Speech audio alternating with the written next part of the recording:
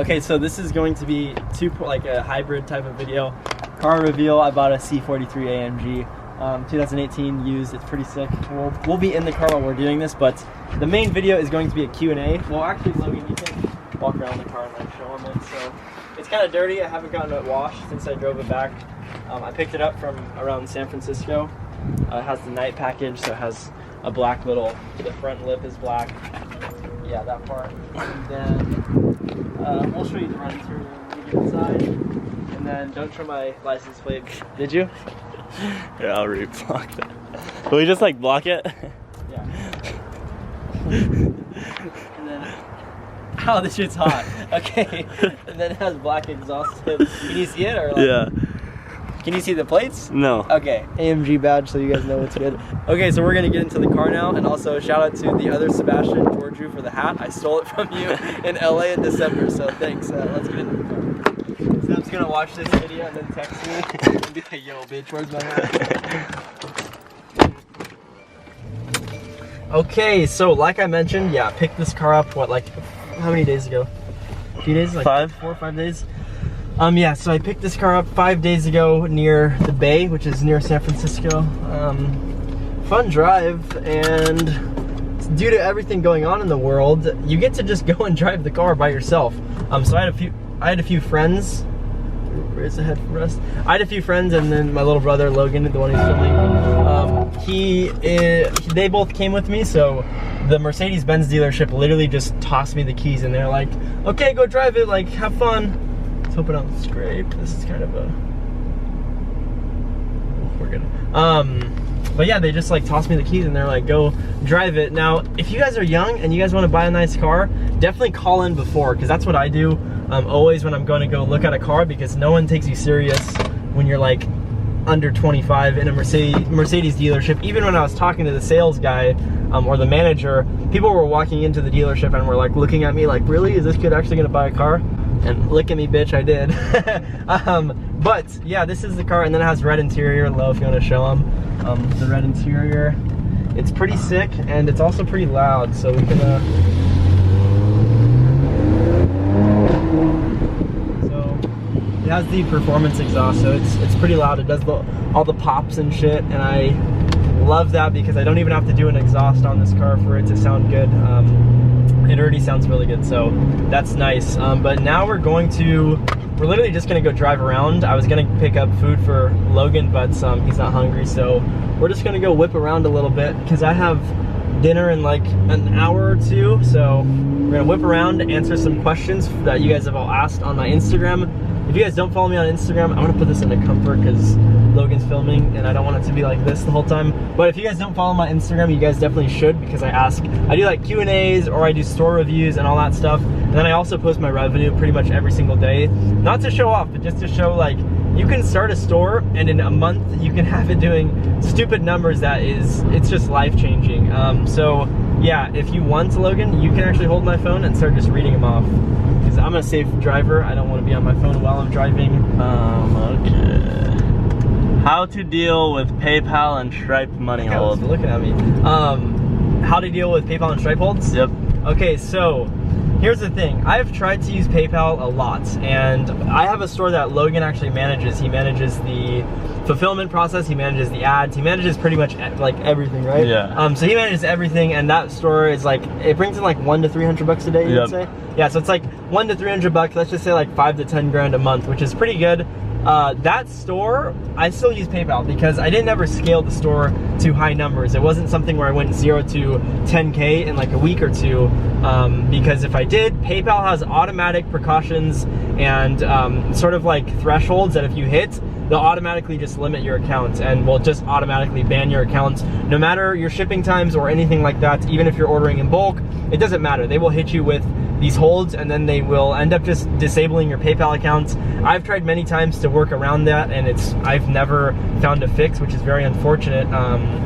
So that's for PayPal. And then Stripe, I've only had Stripe holds if I get chargebacks, which on the current store I'm running, I have not had chargebacks, and I've done $250,000 in revenue, which is nice that I've been able to achieve that. It's because I'm providing a good product to customers and in a very timely manner. So definitely, if you are getting holds, look at your shipping times. If your shipping times are slow, that's probably why you're getting all these holds. And if your product is dog shit and people are charging back, that's also another reason why you're getting holds. Next question. Okay, how to deal with DDP and DAP? Okay, so I think that's duties paid for like when you're ordering inventory and stuff.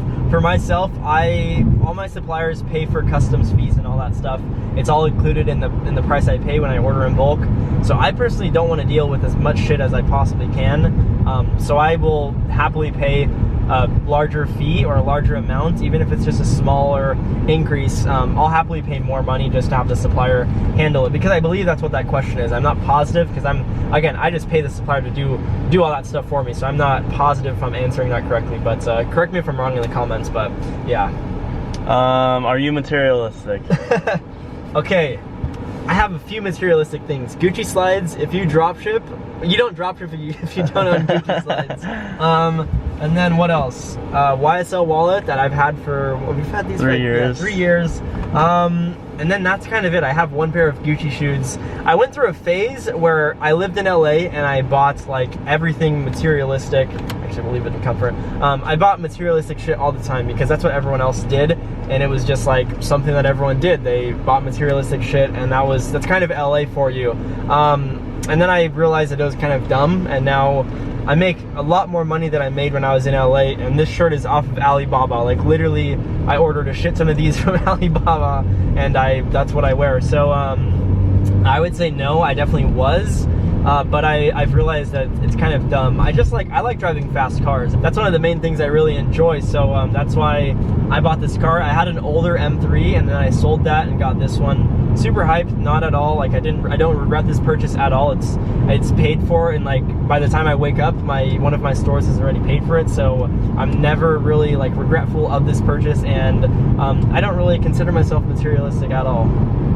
Instagram influencers, what to look for, and are they worth the money?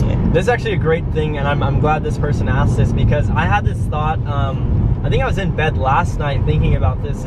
I think about the weirdest shit. Like a lot of people think about girls and partying and shit, and I think about like, does influencer marketing still work? Which is kind of sad now that I think about it. But so I was thinking, and I thought of like how I do influencer marketing a lot now. I never work with like themed pages, any of those meme pages. I don't work with those pages that aren't a personal face behind the page, and it's because, I hope the air is not picking up on the mic. Is it aimed right directly at the mic? No, I think we're good. We'll just aim that a little lower. But like I was saying, I normally only work with pages who are actually personal brands. The reason is because they can sell products and push them way better than if you use a meme page. Another reason why I only use personal brands on Instagram and TikTok, here's a good one. Normally everyone goes on Instagram and finds the same exact pages because everyone's using the same method to find pages, which is just search up like keywords and then go to suggested pages, and that's literally it. If you think about it, the more people who get into influencer marketing and use the same strategy, it's just gonna get way too competitive to where everyone is promoting on the same page and fighting for this small little pool of money that's gradually getting smaller and smaller. So influencer marketing does work, but you have to be creative with it and try to use personal brands as much as you can, opposed to, or like rather than meme pages and shit like that. When to cut ad sets and testing CBOs, and how to use CBOs to scale. Okay, when to cut ad sets. So that's definitely a case-by-case thing, because it's not like it's going to be you cut the same ad set at the same spend no matter what product you're selling.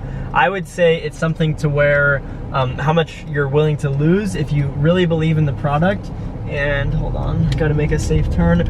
If you really believe in the product and think that it's going to sell well, you should be cutting ad sets at maybe like the amount of money spent is equaling out to your break-even point. So if you sell a product for $100, you source it for 40, you're willing to spend $60 to acquire a customer, and if you spend 60 on all of your ad sets and don't get a purchase, then you will kill the ad set. And then if it does get a purchase, you let it coast. But it just depends. I mean, if it's a product you know is a banger, then maybe you let it spend double the break-even point because maybe Facebook just isn't showing you the right traffic. That happens sometimes. Like I'll have times where I do consistently like 10 to 20k, not 10 to 20, like 10k a day, and then one day just flops, and it's because Facebook does have some inconsistencies no matter the scale. So it just depends. A lot of people think that there's like one specific way you do everything, which that is the furthest thing from the truth. You just have to understand Facebook as a whole and understand how they work, how they show the ads to people, and then you should be able to like make these decisions on your own rather than sticking to a strict structure, which I believe in structure, but you should have your own little inputs as well. So yeah, that's my thought. Tony called you. Do you want me to stop this? You can just call him. You can keep filming. What's the time Okay. after the video though? 12:08. Okay, yeah, you can keep. I'll change it right now, but I have to ask you the next question.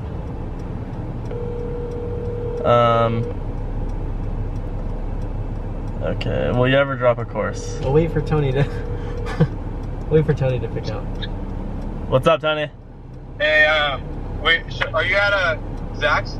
Yeah, I'm at Zach's. Do you wanna just head to my house like in the next 20 minutes? Yeah, I can do that.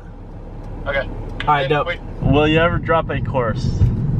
That is a great question. Actually, link in the description. No, just kidding. No, in all seriousness, maybe if I decide I have the time, not if I decide, but like if I do have the time to make one, maybe. It's not something I'm focused on right now, and I know I'm saying if I have the time, but I'm posting every single day on YouTube. If you guys saw the amount of time I have, like on a day-to-day basis, it's very limited to the point where I definitely don't have the time to delegate towards a course right now. Maybe in the future, if I automate a few more things, then I could drop a course, but I'm not really sure. I do understand I can definitely teach people a lot of stuff about Facebook ads and dropshipping as a whole, but yeah, if I get the time to make one, probably will in the next maybe like 6 months or so. So yeah, probably in the future, but as of now, not really like interested in launching one, just because my stores and everything make me stupid amounts of money to where I don't even, like I don't need to drop a course to make a ton of money, which is what everyone else does. How long have you drop shipped? So I started in 2017, and I started with $42 in my bank account, $42.74. And then I just kind of like kept going. I failed a shit ton. We actually had our first successful store. That's when I got my first sale with dropshipping. Was we sold fidget spinners. That was our we sold fidget spinners. That was our winning, I wouldn't even say winning product, because everyone sold those, but yeah, that was like the first product that got my foot in the water, or foot through the door. Is it? Which one is foot it? in the door. Foot in the door. Foot in the water. I don't know what I was going for, but that's the first product that like got my foot in the door for dropshipping, and that was sort of like proof of concept, where I was like, oh shit, this actually works. Let's freaking go. And then once I saw those like few first sales, then I was like, all right, game over. I know it works. I just need to keep going, and I will eventually make it work. Do you work out? Yes. See the freaking biceps, bro? Yeah, I do. The issue is gyms are closed in California, so I just worked out today because my friend has a gym at his house, and I'm staying by his house right now. I'm actually watching one of my brother's houses right now. So I'm staying by his house, and I worked out at his gym today. But yeah, I do. I try to as much as I possibly can. I normally go every single day, but again, gyms are closed, so trying to just work out as much as I possibly can right now. If you started from scratch from now, what would you do to earn your first $1,000? Oh shit. Okay, well, I don't even know. Okay, I actually know what I would do. So if I lost everything, is he asking if I lost everything? Yeah, if you had $0. If I had $0 but the knowledge I had, or what? Or is that up in the air? It's up in the air. Okay, so let's say I had $0 and the knowledge I had. I would contact e-commerce brands or even like YouTubers and offer them automation for their dropshipping stores. So I would say like, yo, I'll run your Facebook ads for you. All I want is like 10% of profits or something like that, or 20% of profits, or even revenue, whatever you're comfortable with asking. And I would say like, I want this much of profits, and I'll manage your ads and do all this stuff and scale your store. That's probably what I would do, because I could end up making like a few $100 a day with that easily. If I didn't have the knowledge, I'd probably just start like, I don't even know. I would start stealing shit and then like sell it. and then start buying and reselling like iPhones to get some money. And then once I had a few $1,000, oh shit, GT63, oh. And then yeah, once I had like a few $1,000, get into dropshipping again and make racks. Has money changed your personality or you, and in what way? What do you think? Has it changed my personality? I don't think my personality. No, I don't think so. So the only way it's changed me is like, I'm still the same crazy kid I always have been. But well, I know I'm 20 now, so I'm technically an adult. But I still do crazy shit. The only thing is like I have money to do crazy shit on another level. So I get to buy fast cars now, and I get to travel with my friends more often. And I guess all of that stuff, but hasn't really changed me much aside from just being able to be comfortable, not be comfortable with my businesses, but just be comfortable with stuff that people normally stress about. Like I can buy whatever food I want every day.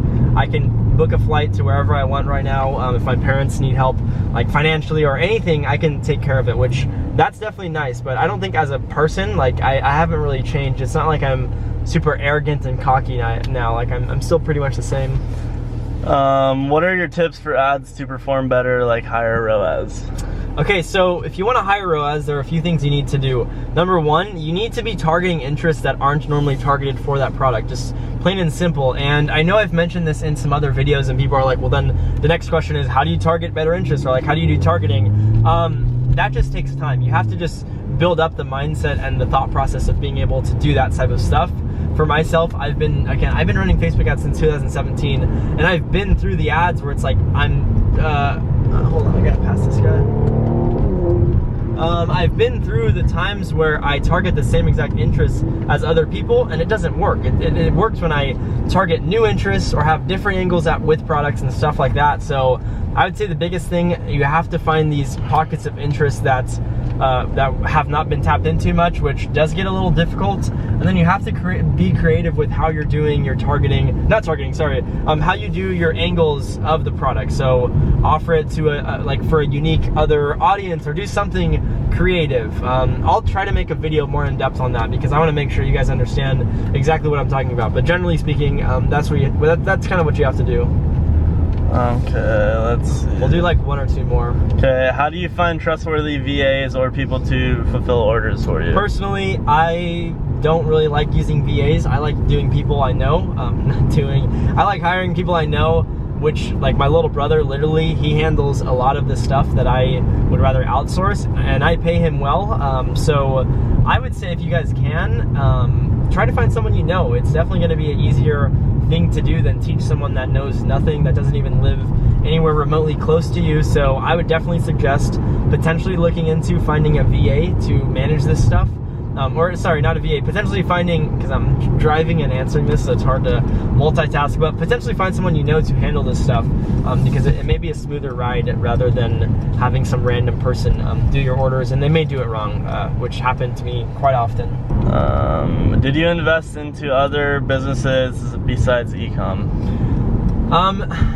Not crazy amounts, like more so time. Like when Bitcoin was crazy popping, I invested time and a little bit of money into Bitcoin. And okay, this is actually a little steep. And then when let's just see what else. Yes, I tried to like order a lot of product. Like one thing I did was I tried to buy just generic cases on Alibaba and sell them on eBay. That didn't work at all because it's just so saturated and competitive. I wouldn't say saturated, competitive. So I tried that, and then what else? I tried affiliate marketing for like a second. Didn't really like it, so just bounced. But the majority of my investments, like the money I've invested, has 99% been dropshipping, and it's paid off really well. How many months did it take for you to start seeing real money?